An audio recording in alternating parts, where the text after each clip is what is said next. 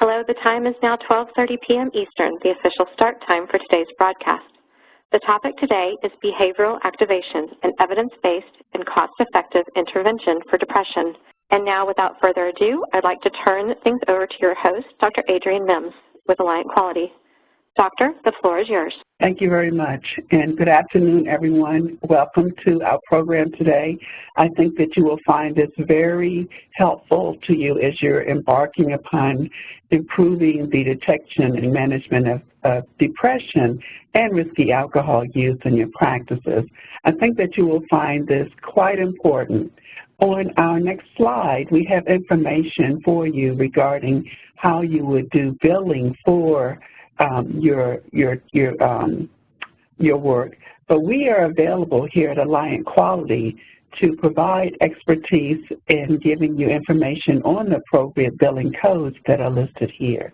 Please feel free to reach out to us, and you'll see information at the bottom of this slide about the specifics regarding coding. It's important that your patients are screened for depression on a yearly basis.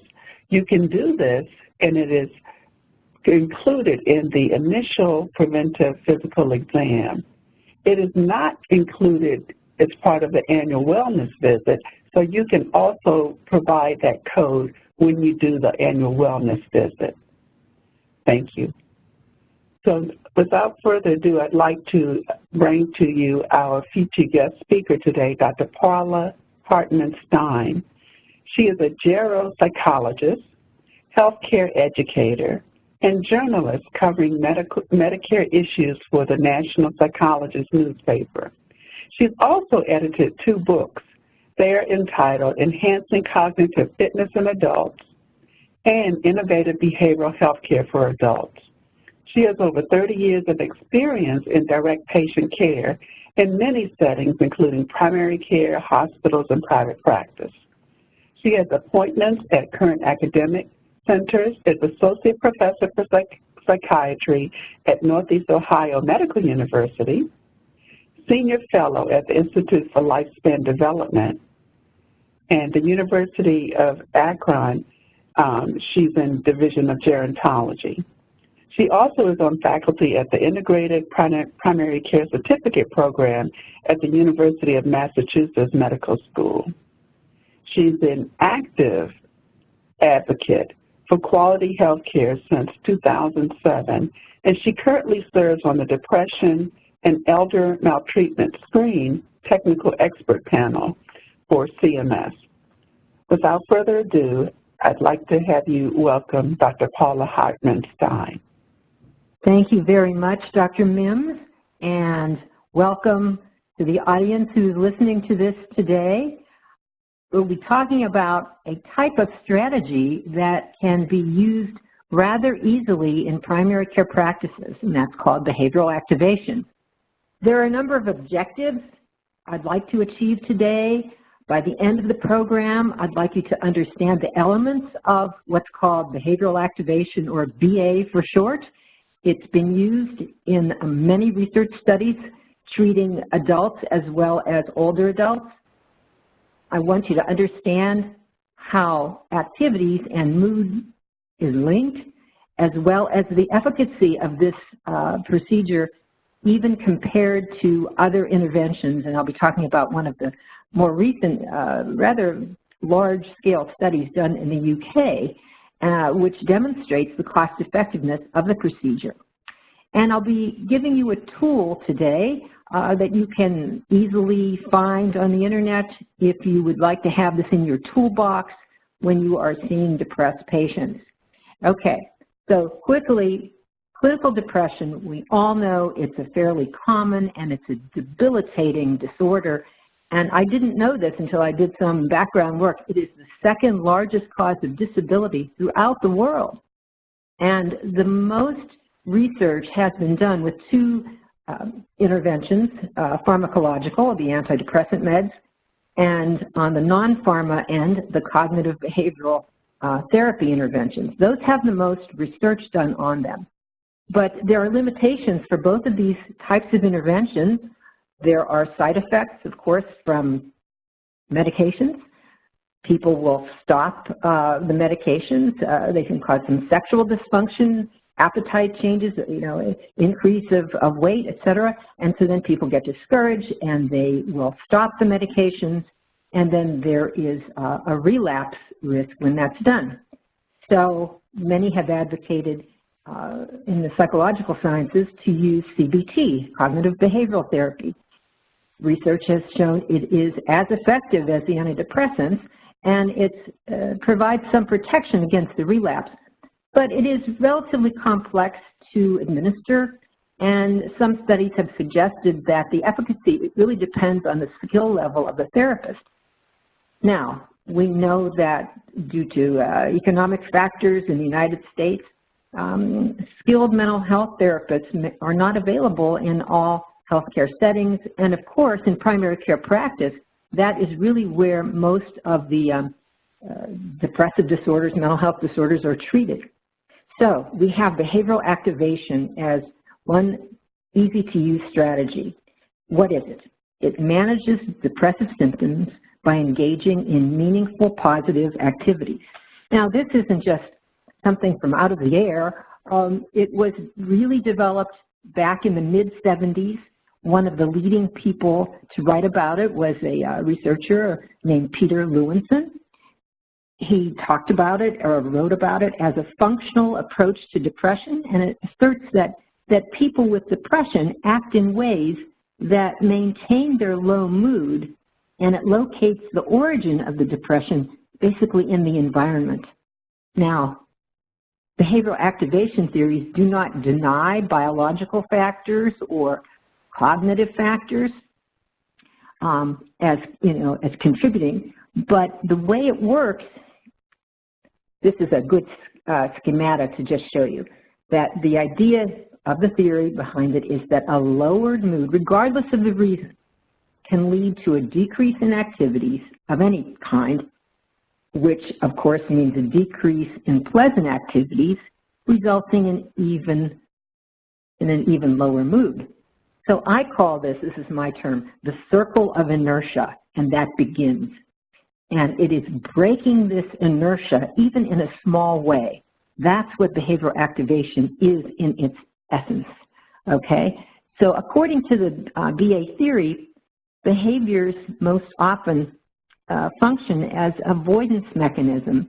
Maybe the person is trying to cope with a stressful life event, but their behavior is resulting in a decrease in positive reinforcers in their life. So that's all of the theory behind this. Okay, so again, why can this improve mood? Well, it increases how frequently behaviors are engaged in that lead to something positive. We can have our patients or encourage them to do activities that feel good or are pleasurable, or make them feel good because they've accomplished something that they want to accomplish. So it's not just getting people to have a treat, eat an ice cream cone, or even take a walk. Those can be helpful, of course, but also it is encouraging people to do something that they want to accomplish, that they feel they've been, it's that clothes closet or even the drawer that hasn't been cleaned out. Maybe accomplishing that is something they've been thinking about for a long time, but just haven't had the energy to do it. Okay, so why do we recommend BA as a strategy? First of all, it's simple to understand. It's relatively easy to deliver, although I will tell you that motivating a depressed patient is the hardest part. And again, it's as effective as CBT. You don't need a great deal of expertise in mental health training to be able to do it. It's non-judgmental. In CBT, we talk about people engaging in thoughts that are distorted. There's a term called cognitive distortions. Well, in behavioral activation, we don't even use that language. So it's well suited for primary care in all types of community settings, and it can be delivered along with medications or as a standalone intervention. Okay, so the steps are, you review the patient's symptoms. You can talk to the person about how mood and activity are linked. And you can say to the person, to your patient, when you give me an example of something that you like to do or that you have liked to do in the past. And when you do that, how do you feel? You may have to drag yourself out of bed to go to your grandchild's game, let's just say. But once you're there, how do you feel? So you try to get the person to see how their mood changes when they're doing something that they typically have liked. Now, when people are depressed, they have what's called anhedonia. The root word hedonism is pleasure, and means without, so without pleasure. So they don't find these activities as pleasurable, but once they get rolling in them and doing them, then oftentimes their mood lifts. Okay, all of us can identify with that. Every human can understand that, I believe. So you want, as the interventionist, as the person who's helping your patient, you want to ask them what are some behaviors that you've enjoyed in the past or that you would like to do. And on the slide it says consider easy, medium, and difficult activities. And sometimes people come up with, for example, I had a patient once who said, I want to be able to get a ticket to fly to my daughter's house in California. And I thought that was a rather complex or difficult activity. But it was her goal, so I'm not going to dissuade her, but I wanted her to start with something a little simpler at the beginning and have some success. So here's an acronym for you, SMART. So you want the goal to be specific, measurable, so that the person, as well as you, the provider, knows when it's accomplished. It needs to be attainable. That is, it's doable, it's realistic, and it's consistent with the person's values, and it's time limited. It's good, if you just say, oh, I want to exercise. Okay, well, let's do a more time limited in the next week or two. What do you feel you can accomplish? Sometimes walking to the mailbox is all you can do. Walking, I had one lady who said to me, and this was realistic, who said, I barely move. My husband brings me my meals. I sit in a chair. I look at the computer all day, but I'm still really depressed. And I tried, we talked about her moving, and she agreed she needed to move more. Now, if I said to her, you have to go out and get your mail, that would have been overwhelming for her. So she came up with the idea of just walking from the bedroom to the office, her home office, to the living room twice a day. Now that sounds pretty easy, doesn't it? Perhaps to most of us, but to her, that was an accomplishment. Okay, so choosing the goals can be challenging. Sometimes people are so depressed they can't even generate ideas. So this is a tool, again, you can put in your toolbox. Look it up on the internet. There are many different pleasant event schedules. This is one that I've used because I've worked with a lot of older adults in the last 10, 15 years.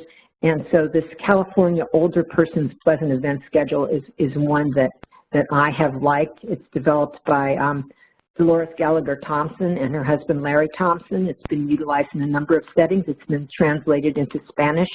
So it's readily available. Linda Terry, T-E-R-I, and her colleague Rebecca Logsdon on the West Coast have also, they really were the first ones to come out with pleasant event schedules, and they're readily available on the internet. Okay, so let's review the steps. Your patient is depressed. Let's say the person has been on antidepressants and when you do the screen, the depression is still pretty high, okay? So should you just increase the dose? Well, I would say you can consider that, but I would say adding behavioral activation would be my recommendation.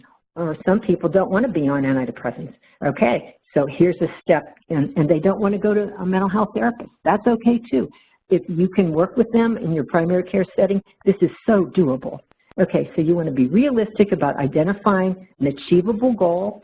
Ask the person to come up with some examples of either pleasant activities or at least meaningful activities. What do they want to accomplish? You can use one of these pleasant event schedules, have it in your desk, and this is so important, to reinforce the person's efforts when you see them in person or if you're able to make phone calls and you need to reassess their depressive symptoms during their visits to you. Okay, now, over 10 years of research have come out of what's called Healthy Ideas. It's a protocol that was developed at Baylor Medical School in Texas from grants from the Robert Wood Johnson Foundation. Healthy Ideas. IDEAS stands for Identification of Depression and Empowering Activities for Seniors. There's a specific protocol for this. It's very specific. I'm a certified trainer in Healthy Ideas. I started in Ohio, and I've done training in North Carolina as well. And it's a program used really throughout the country. So we have lots of background research, and this is Healthy Ideas was specifically for older, frail people receiving home care originally, and also attending senior centers. So there's a lot of research, and the interventionists, the therapists, have been the nurses or case managers who go into the home. So these are not PhD psychologists doing the strategy. So I just want to point out, and then I do have on the reference list, there's a couple of articles about Healthy Ideas. And the point is that it works. It works, even for the most frail of people. Okay, just quickly, I want you to know that this exists. This was a study that was published in 2016 in The Lancet, an English medical journal.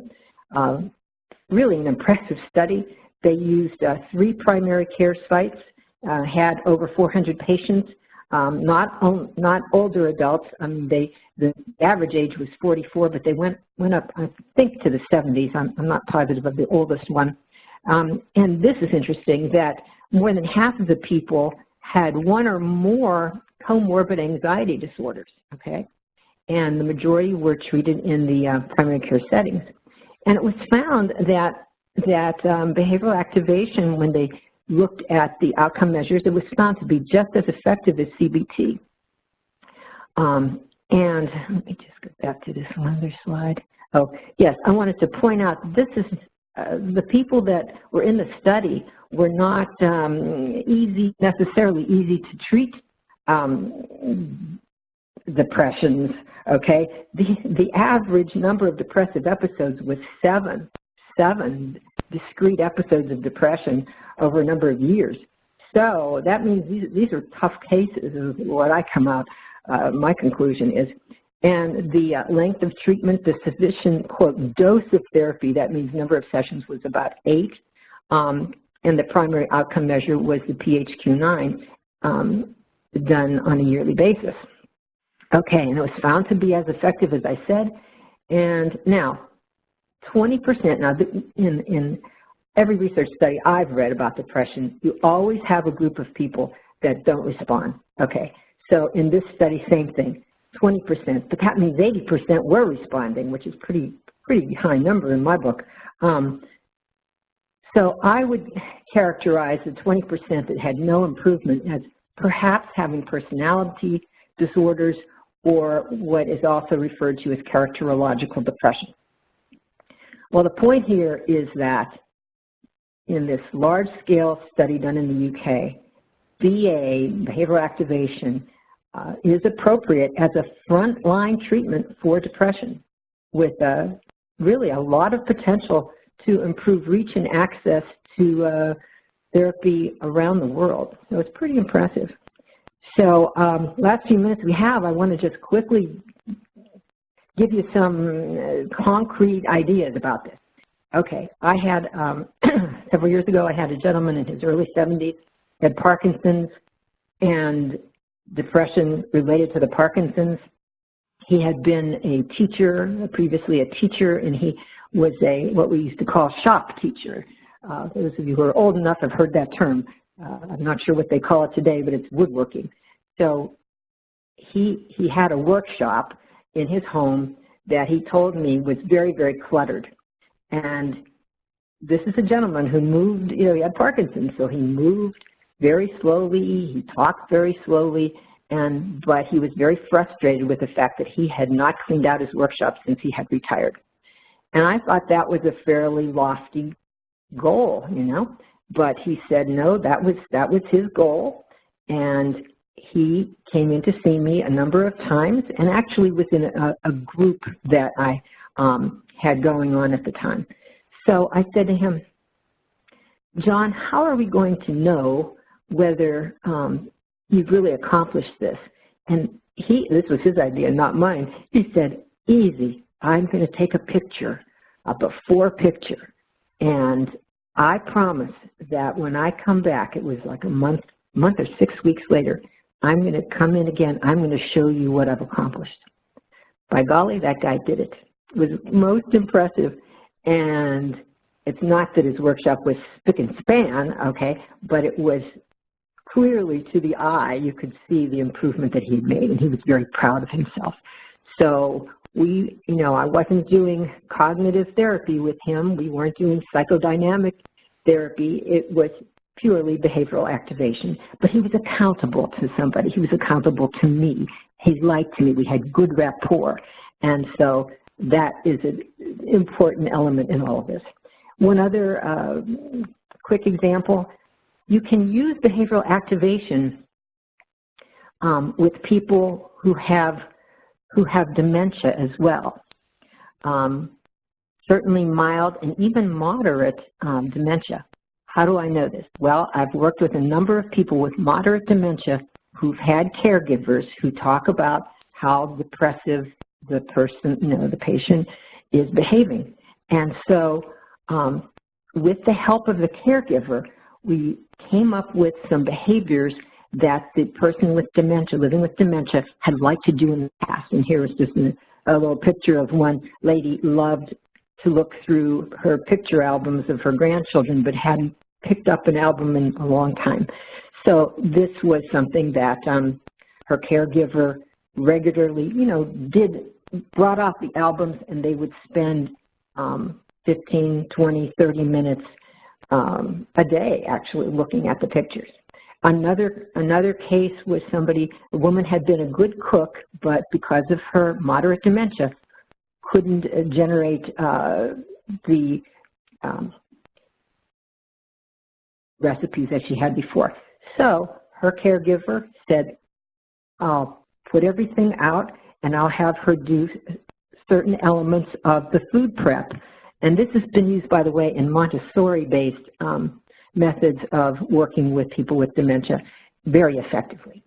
So when we looked at the person's depressive symptoms, indeed, in all three of those cases, the mood was lifted by simply doing activities once pleasurable and that were meaningful.